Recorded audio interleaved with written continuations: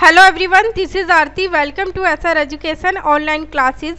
आज की क्लास में हम जो डिस्कस करेंगे मैथ्स पेडागोजी की टेस्ट सीरीज को डिस्कस करेंगे 2 नंबर की। क्वेश्चन नंबर फर्स्ट में कहा है, गणित शिक्षण के दौरान बालकों को कोई पाठ पढ़ाने से पूर्व एक शिक्षक को किसका ज्ञान प्राप्त कर लेना आवश्यक होता है? ऑप्शन ए में क्या संबंधित पाठ के उद्देश्यों का, या ऑप्शन बी रहेगा संबंधित पाठ की शिक्षण विधियों का ज्ञान होना जरूरी है शिक्षक को, या ऑप्शन सी रहेगा संबंधित पाठ के प्रश्न बैंक का ज्ञान होना, या ऑप्शन डी में का उपयुक्त में से किसी का नहीं। तो इसका राइट आंसर जो रहेगा, इसका राइट आंसर रहेगा ऑप्शन नंबर ए, संबंधित पाठ के उद्देश्यों का ज्ञान होना टीचर का बहुत जरूरी कि वो क्लास में जो भी पाठ पढ़ाए उस पाठ से संबंधित क्या उद्देश्य है, इस चीज का ज्ञान होना टीचर को बहुत जरूरी है कि बच्चों में किस प्रकार के उद्देश्यों की प्राप्ति की जा सकती है। अगले क्वेश्चन को डिस्कस करते हैं। गणित शिक्षण में त्रुटियों के विश्लेषण हेतु अपेक्षित अधिकतम सफलता शिक्षण किस दक्षता पर निर्भर करती है वो आपको बताना है। ऑप्शन ए में क्या शिक्षक की, या ऑप्शन बी रहेगा छात्रों की दक्षता पर निर्भर करेगी, या ऑप्शन सी में क्या अभिभावक की, या ऑप्शन डी में क्या प्रधानाचार्य की।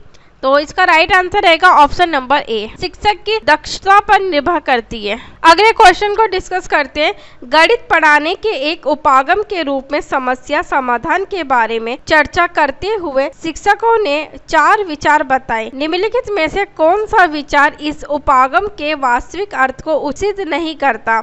ऑप्शन ए में कहा मेरे विचार से गणित की पाठ्य पुस्तक के कई प्रश्न समस्या समाधान के लिए इस्तेमाल किए जा सकते हैं, या ऑप्शन बी की स्टेटमेंट में कहा है मेरे विचार से समस्या समाधान को सामान्य गणित की कक्षा से जोड़ना बेहतर होता है, या ऑप्शन सी की स्टेटमेंट में कहा है मेरे विचार से समस्या समाधान और गणितीय तर्कना में कोई सहसंबंध नहीं है, या ऑप्शन डी में कहा है मेरे विचार से समस्या समाधान के प्रश्न वास्तविक जीवन की स्थितियों से बनाए जाने चाहिए। तो ऑप्शन ए में, बी में और डी में गलत स्टेटमेंट दी गई है। इसका जो राइट आंसर रहेगा ऑप्शन नंबर सी रहेगा, मेरे विचार से समस्या समाधान और गणितीय तर्कना में कोई सहसंबंध नहीं होता। अगले क्वेश्चन को डिस्कस करते हैं। गणित में निम्न में से कौन सा चरण समस्या समाधान विधि का एक नहीं है वो आपको बताना है। ऑप्शन ए में क्या है शारीरिक स्वास्थ्य को अधिक महत्व देना, या ऑप्शन बी में क्या आंकड़ों का संकलन तथा व्याख्या करना, तो ये बिल्कुल सही का है। ऑप्शन सी में क्या निष्कर्ष निकालना तथा सामान्यकरण करना, तो ये भी बिल्कुल करेक्ट। और ऑप्शन डी में क्या समस्या को समझना और उसके बाद उसे परिभाषित करना। इसका राइट आंसर रहेगा ऑप्शन नंबर ए रहेगा शारीरिक स्वास्थ्य को अधिक महत्व देना, ये गलत कहा गया है। चलिए अगले क्वेश्चन को डिस्कस करते हैं। समस्या समाधान एक ऐसी प्रक्रिया है जिसकी ओर सीखने संबंधित सभी क्रियाओं अग्रसर होती है तथा दी गई समस्या का समाधान करती है। उक्त परिभाषा दी गई है, मतलब किस मनोवैज्ञानिक के द्वारा दी गई है वो आपको बताना था। इसके अंदर ऑप्शन ए में कहा है किन्स के द्वारा दी गई थी, या ऑप्शन बी में कहा हर्बर्ट के द्वारा दी गई है, या ऑप्शन सी में कहा योकम और सिम्पसन के द्वारा दी गई है, या ऑप्शन डी में कहा है क्रो एवं क्रो के द्वारा दी गई है। इसका राइट आंसर रहेगा ऑप्शन नंबर सी, योकम और सन के द्वारा दी गई है। चलिए अगले क्वेश्चन को डिस्कस करते हैं।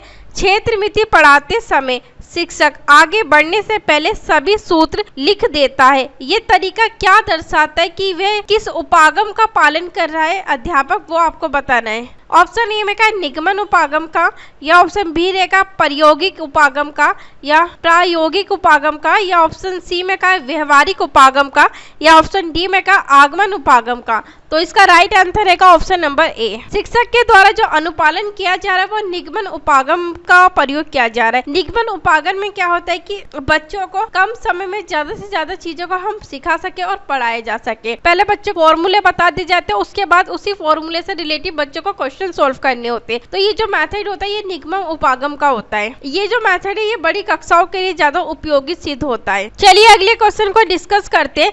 गणित शिक्षण की मुख्य विधि क्या है? ऑप्शन ए में का व्याख्यान विधि, ऑप्शन बी में का प्रदर्शन विधि, या ऑप्शन सी में का आगमन और निगमन विधि रहती है, या ऑप्शन डी रहेगा ये सारी विधि रहेगी ए, बी और सी में जो भी मेथड दिए गए हैं। तो इसका राइट आंसर रहेगा ऑप्शन डी। क्यों? क्योंकि जो गणित शिक्षण की विधियां होती है वो व्याख्यान विधि से भी पढ़ाई जा सकता है, प्रदर्शन विधि बच्चों को दिखा के भी पढ़ाया जा सकता है, और आगमन और निगमन विधि के द्वारा भी बच्चों को सिखाया जा सकता है। तो ऑप्शन डी में जो कहा है ये सभी, ये बिल्कुल हमारा करेक्ट आंसर रहेगा। सारी की सारी विद्या यूजफुल है हमारे लिए गणित शिक्षण में। चलिए अगले क्वेश्चन को डिस्कस करते हैं।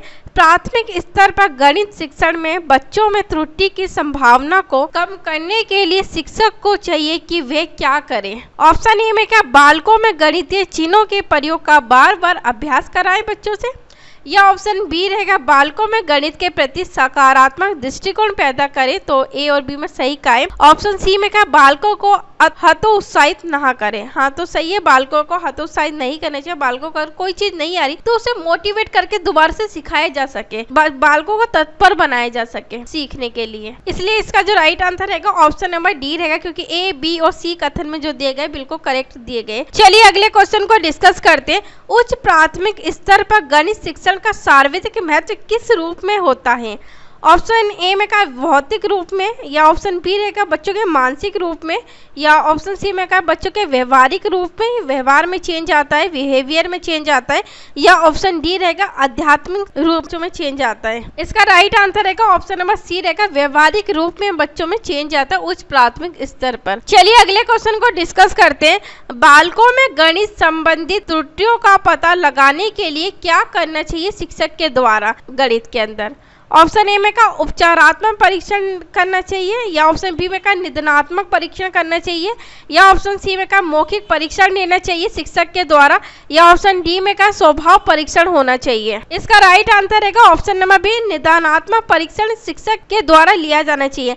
पहले बच्चों की गलतियों का पता लगाया जाता है, वो निदानात्मक परीक्षण के द्वारा पता लगाया जाता है, और उसके बाद बच्चों को उपचार दिए जाते हैं। जो उनकी गलतियां होती है, जो त्रुटियां करते हैं, तो वो उपचारात्मक परीक्षण के अंदर आते हैं। तो इसलिए पहले निदानात्मक परीक्षण लिया जाता है और उसके बाद उपचारात्मक परीक्षण लिया जाता है बच्चों का। तो इसमें हमसे सब त्रुटियों का पता लगाने के लिए बोला था कि बच्चों की गलतियों का किस प्रकार से पता लगाया जाएगा। चलिए अगले क्वेश्चन को डिस्कस करते हैं। गणित शिक्षण में शिक्षक द्वारा की जाने वाली त्रुटि प्रमुख होती है। ऑप्शन ए में का उपयुक्त शिक्षण विधियों का प्रयोग न करने में, या ऑप्शन बी में का चित्रात्मक तरीके से बालकों को पढ़ाने के लिए, या ऑप्शन सी में का शिक्षण कार्य के बीच बार बार कक्षा में घूमकर बालकों का निरीक्षण करना, या ऑप्शन डी में का उपयुक्त में से सभी। ए, बी और सी स्टेटमेंट में जो कहा गया है वो बिल्कुल सही का है। इसका जो राइट आंसर रहेगा ऑप्शन नंबर डी रहेगा, उपयुक्त सभी। चलिए अगले क्वेश्चन को डिस्कस करते हैं। बच्चों की अभ्यास पुस्तिका विश्लेषण करने के लिए आप निम्न में से किसकी जांच करेंगे। ऑप्शन ए में का काट पीट की, ऑप्शन बी में का लिप्त लिखावट की, तो ये गलत का है, या ऑप्शन सी में का शुद्धता की, या ऑप्शन डी रहेगा ये सभी। तो इसका राइट आंसर रहेगा ऑप्शन सी। जो जांच करेंगे बच्चों की वो शुद्धता की जांच करेंगे, बच्चों ने सही ढंग से शुद्ध लिखा भी है या नहीं लिखा, क्या कोई अशुद्धि तो नहीं है उसमें, तो इस चीज की आप जांच करेंगे एक शिक्षक होने के नाते। चलिए अगले क्वेश्चन को डिस्कस करते हैं। गणित विषय में छात्रों में गति एवं शुद्धता विकसित करने के लिए गणित अध्यापक को शिक्षण करते समय ध्यान रखना चाहिए किस चीज का। ऑप्शन ए में का मौखिक कार्य का, ऑप्शन बी में का निर्धारित तथा सीमित समय में दत्त कार्य का, या ऑप्शन सी रहेगा गणना संबंधित सहायक सामग्री का प्रयोग करना, या ऑप्शन डी में का ए और बी जो स्टेटमेंट में का है वो बिल्कुल करेक्ट का है। इसका राइट आंसर रहेगा ऑप्शन नंबर डी रहेगा, मौखिक कार्य करना और उसके बाद निर्धारित तथा सीमित समय में दत्त कार्य देना। इस चीज का आप ध्यान रखेंगे। ए और बी स्टेटमेंट जो है रहेगी वो बिल्कुल करेक्ट रहेगी। चलिए अगले क्वेश्चन को डिस्कस करते हैं।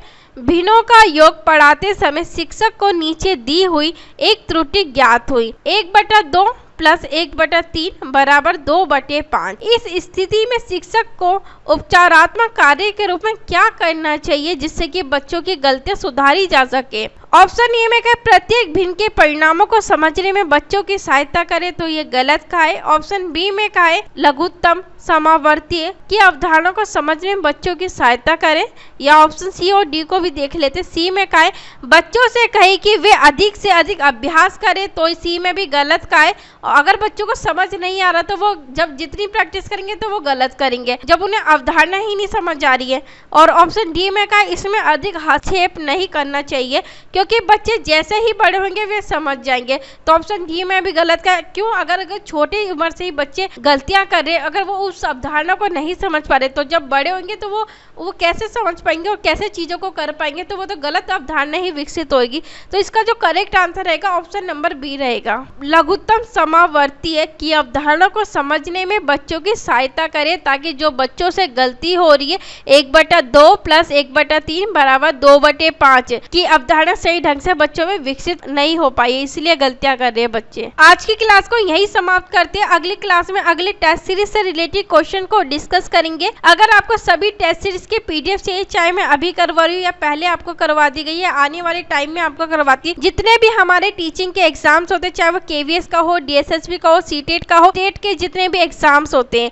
तो सभी के लिए काफी इंपॉर्टेंट क्लासेस रहेगी। आपके लिए सारे एग्जाम को क्रैक करने के लिए आपके लिए काफी यूजफुल वीडियो रहेगी। सारी पीडीएफ आपको टेलीग्राम चैनल पे अवेलेबल होती है, तो आप या पीडीएफ लेके पढ़ सकते हैं वहां से। साथ ही चैनल को लाइक कीजिए, शेयर कीजिए, सब्सक्राइब कीजिए, बेल आइकन को जरूर प्रेस कीजिए ताकि हमारे आने वाली जो न्यू वीडियो है उसका नोटिफिकेशन आपको प्रोवाइड हो सके। तो थैंक यू सो मच हमसे जुड़ने के लिए।